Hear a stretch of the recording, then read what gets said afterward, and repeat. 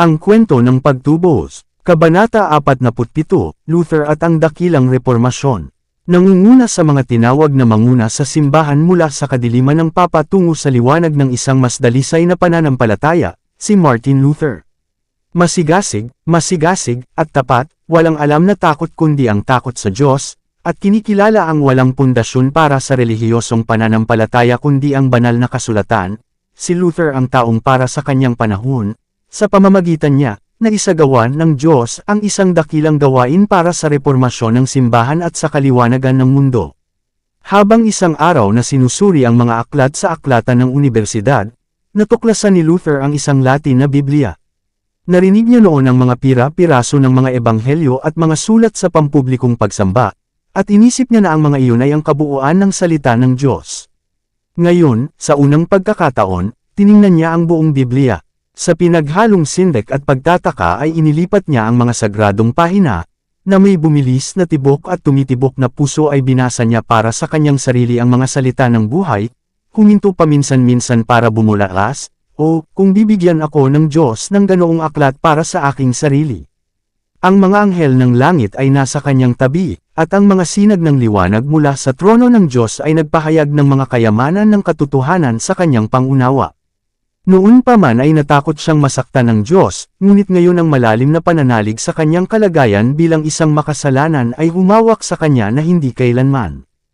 Ang marubdob na pagnanais na maging malaya mula sa kasalanan at makatagpo ng kapayapaan sa Diyos ang nagbunsod sa kanya sa wakas na pumasok sa isang cloister at italaga ang kanyang sarili sa isang monastikong buhay. Bawat sandali na maaaring iligtas mula sa kanyang pang-araw-araw na mga tungkulin, siya ay nagtatrabaho sa pag-aaral, inaagawan ang kanyang sarili ng tulog, at hinanakit maging ang mga sandaling ginugugol sa kanyang abang pagkain. Higit sa lahat, natuwa siya sa pag-aaral ng salita ng Diyos. Nakakita siya ng Biblia na nakakadena sa pader ng kumbento, at dito siya madalas nagkukumpuni. Si Luther ay naordinahan bilang pari, at tinawag mula sa cloister sa isang propesor sa Universidad ng Wittenberg. Dito niya inilapat ang kanyang sarili sa pag-aaral ng kasulatan sa orihinal na mga wika. Nagsimula siyang magturo sa Biblia, at ang aklat ng mga awit, ang mga ebanghelyo, at ang mga sulat ay nabuksan sa pagkaunawa ng mga pulutong ng nalulugod na mga tagapakinig. Siya ay makapangyarihan sa kasulatan, at ang biyaya ng Diyos ay sumakanya. Ang kanyang kahusayan sa pagsasalita ay bumihag sa kanyang mga tagapakinig. Ang kailanawan at kapangyarihan na ginamit niya sa paglalahad ng katotohanan ay nakakumbinsi sa kanilang pangunawa, at ang kanyang matinding sigasig ay humipo sa kanilang mga puso.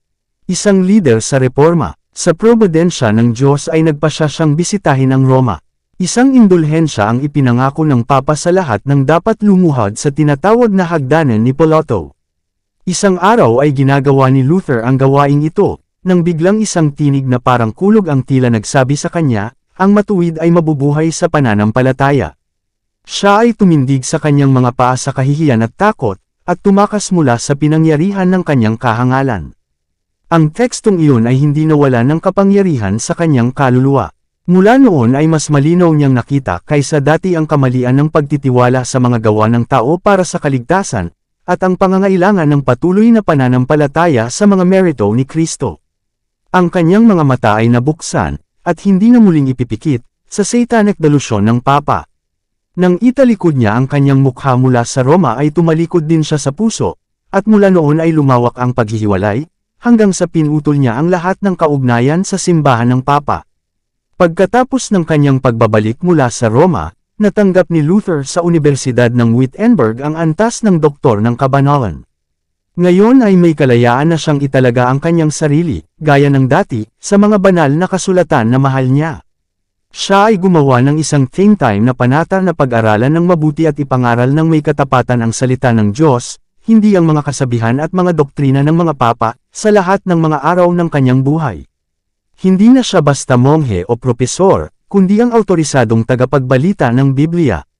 Siya ay tinawag bilang isang pastol upang pakainin ang kawan ng Diyos na nagugutom at nauuhaw sa katotohanan. Mahigpit niyang ipinahayag na ang mga Kristiyano ay hindi dapat tumanggap ng ibang mga doktrina kundi yaong nakasalalay sa awtoridad ng banal na kasulatan. Ang mga salitang ito ay tumama sa pinakapundasyon ng supremacy ng Papa. Ang mga ito ay naglalaman ng mahalagang prinsipyo ng reformasyon.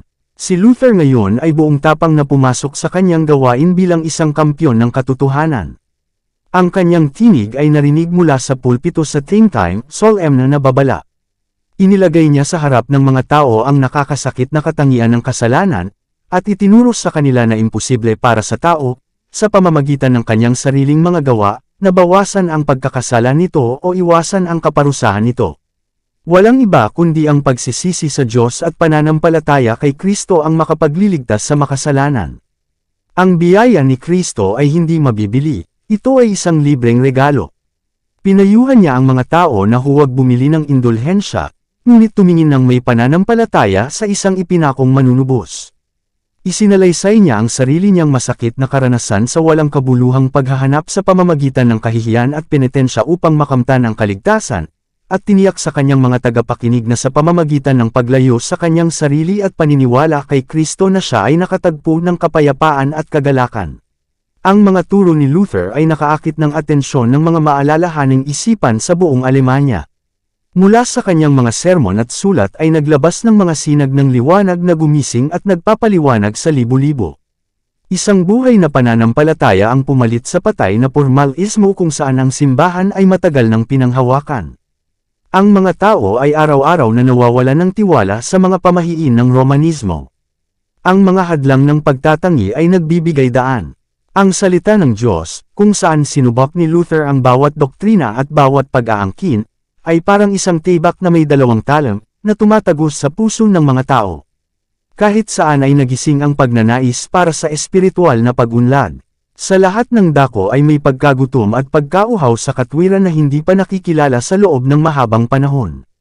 Ang mga mata ng mga tao, na napakatagal na nakatuon sa mga ritual ng tao at mga tagapamagitan ng tao, ngayon ay bumabilang, sa pagsisisi at pananampalataya, kay Kristo at sa Kanya na ipinako sa krus. Ang mga isinulat ng Reformer at ang kanyang doktrina ay umaabot sa bawat bansa sa sangkakristyanuhan. Lumaganap ang gawain sa Switzerland at Holland. Ang mga kopya ng kanyang mga sinulat ay nakarating sa France at Spain. Sa England ang kanyang mga turo ay tinanggap bilang salita ng buhay. Sa Belgium at Italy din ay lumawak ang katotohanan.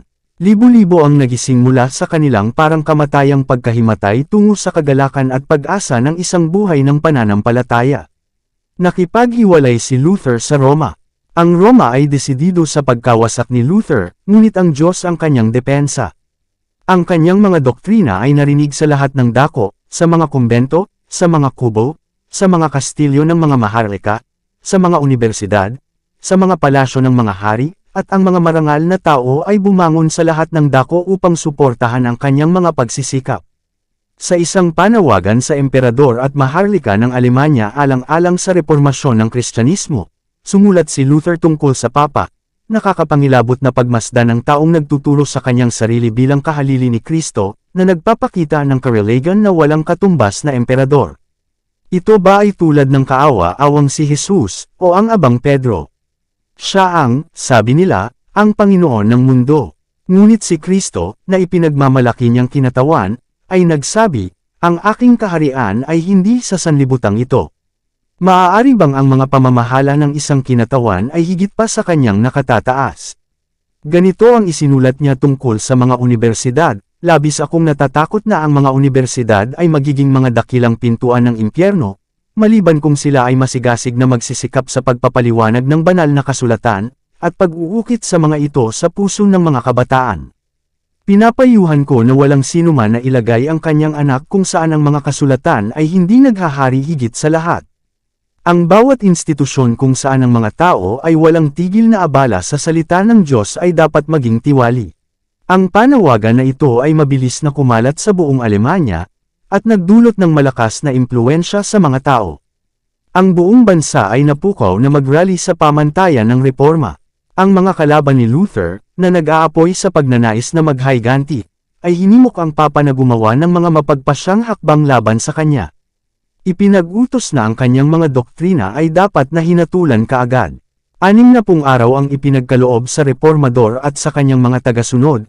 Pagkatapos nito, kung hindi sila tatanggi, silang lahat ay ititiwalag. Nang makarating kay Luther ang toro ng Papa, sinabi niya, hinahamak at inaatake ko ito, bilang hindi makajos, huwad.